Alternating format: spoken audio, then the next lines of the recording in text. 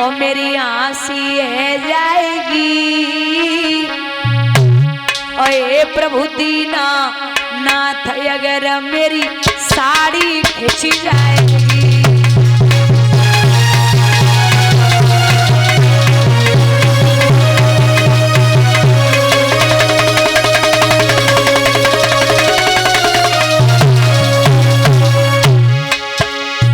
बोली पितामह भीष्म, अरे मैं कुल बधू तुम्हारे घर की, हाँ मैं कुल बधू तुम्हारे घर की, मेरी अशीन करवाओ, मोए दासी ले बनाए मगर नंगी मत करवा।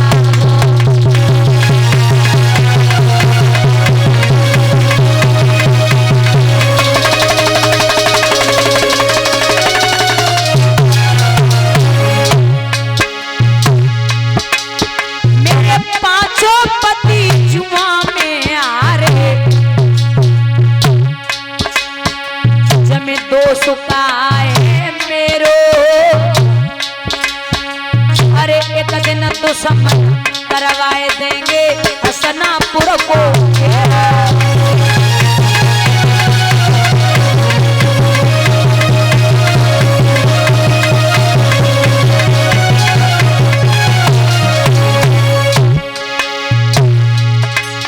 अरे नारी नगिन देख के तेरी छाती फट जाएगी। हे प्रभु दीना नाथ अगर मेरी साड़ी खिंच जाएगी।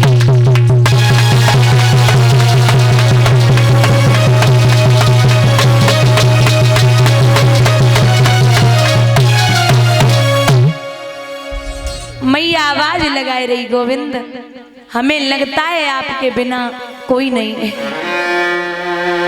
दुख में सुमिरन सब करें, सुख में करे न कोई, और जो सुख में सुमिरन करे तो दुख काहे को।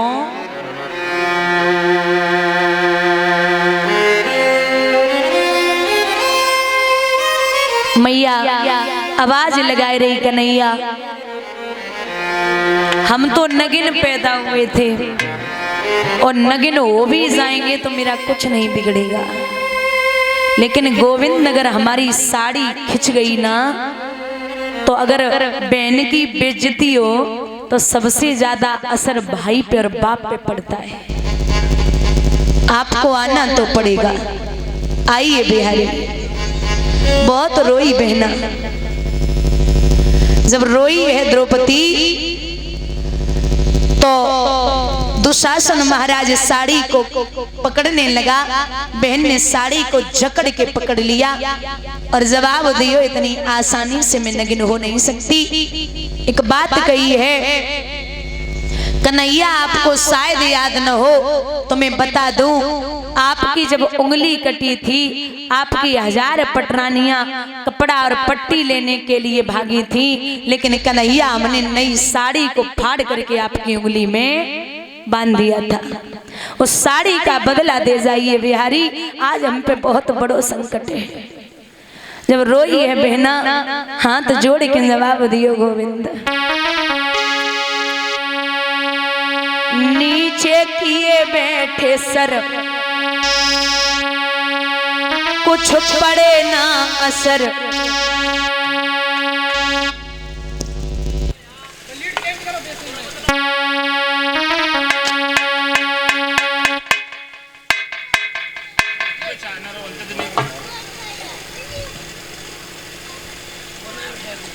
हो गई 2-4 दिन बचे, लगता मृत्यु होने वाली है। तो माँ ने अपने बच्चे को बुलाया और कहा बेटा कुछ बात करनी है।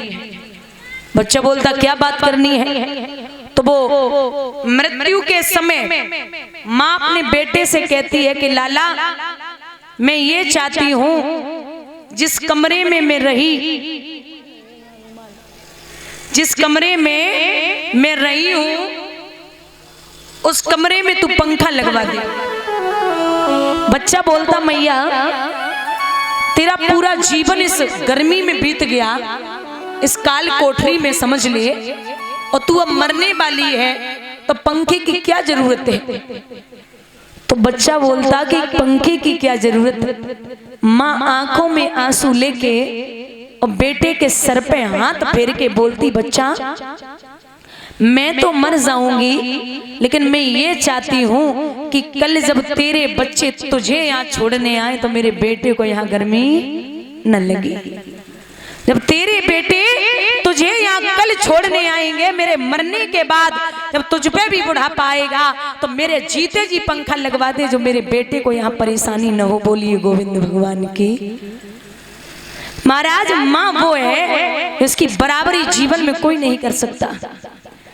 द्रौपदी को सभा में लेके पहुंचे, दुर्योधन कहने लगा आइए भाभी, और दुशासन खड़े खड़े मुंह क्या देख रहा है, अरे इसकी साड़ी उतार दे और नग्न अवस्था में मेरी जंघा पर बिठा दे। पैरों तले जमीन खिसक गई। महाराज मैया द्रौपदी फटी फटी आंखों से पांचों पांडवों को देखने लगी।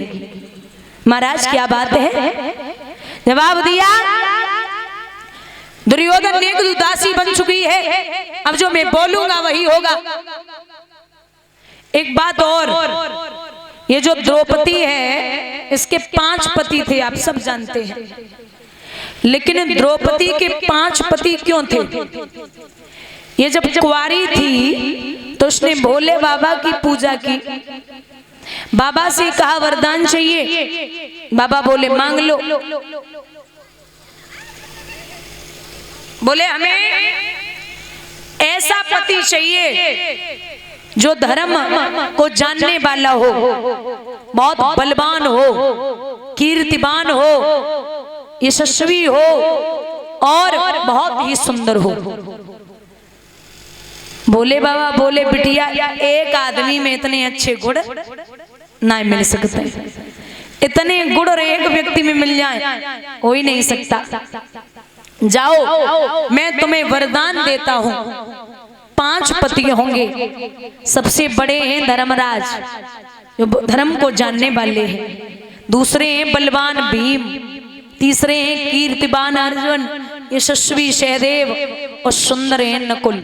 नकुल सबसे सुंदर थे। और एक बात और, ये द्रौपदी 5 कन्याओं में आती है। द्रौपदी हर पति के पास 11 महीने रहती थी, और जब दूसरे पति के पास जाती थी तो फिर से कुंवारी होके जाती थी।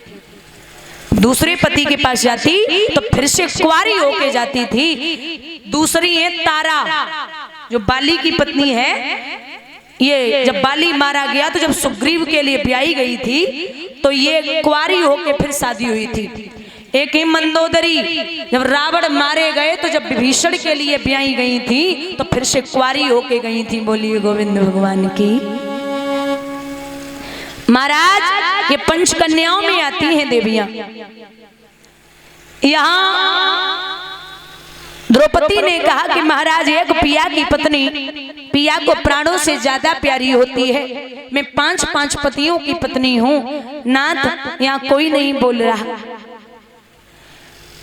आगे बढ़ा दुशासन कलाई पकड़ने लगा तो द्रौपदी चिल्लाए के बोली है पितामह भीष्म, अरे काली काली अलको के फंदे क्यों डाले, काली काली अलको के फंदे क्यों डाले, हमें जिंदा रहने दे।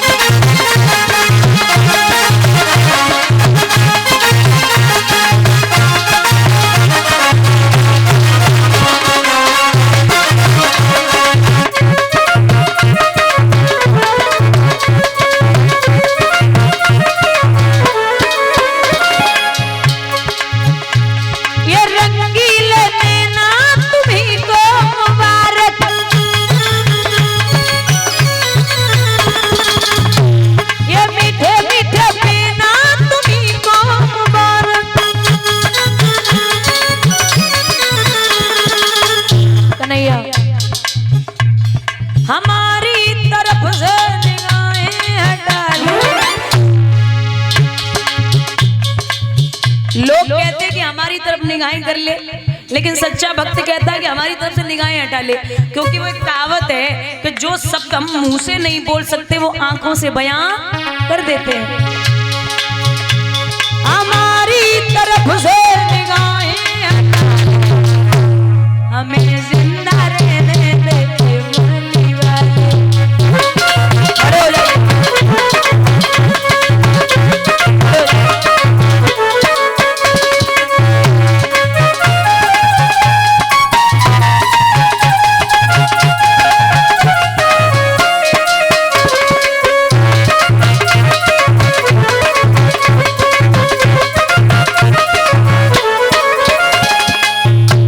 बोलिए गोविंद भगवान की।